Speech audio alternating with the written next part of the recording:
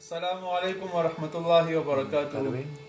عزتمندو ما یو دوه ورځې مخکې ویډیو کړې وه، هغه تشخیص د خپل مرض معلومول چې جادو ده که جنات دی که څه شی دی.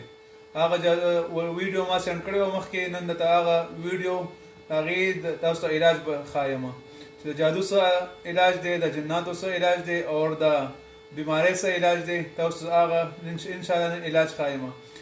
کوم ملګرو چې هغه اوبه ټرای کړي وي، په هغې باندې استعمال کړي، ته خپل تشخیص پرې معلوم کړي، که هغه اوبه ترخې شوي وي نو هغه جناتو مسله وه.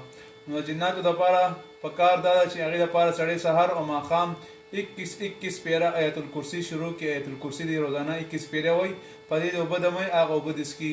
انشاءالله دې سره به د جناتو مسله ختمه شي. د جناتو علامت دا چې بدن دروند وي او سر باندې بوج وي، د سټ پټې خوږېږي ورسره ډېر، دا جناتو علامت دی. بل دا چې اوبه پیکه شي هغه د جادو علامات وي.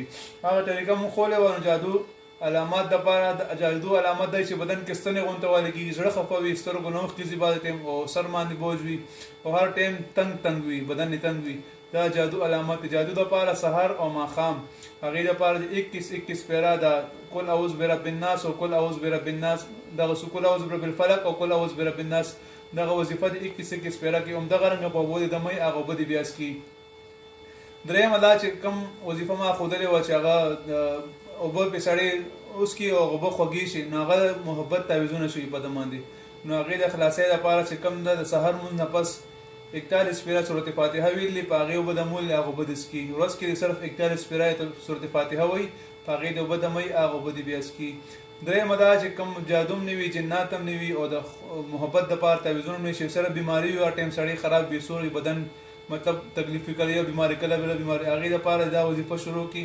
یا الله یا سلام یا حافظ یا حفیظ، دا ورځ کې 313 ځل ویل دي. نو دې سره به انشاءالله العزیز ستاسو بدن نه الله پاک ټولې بیمارۍ وباسي.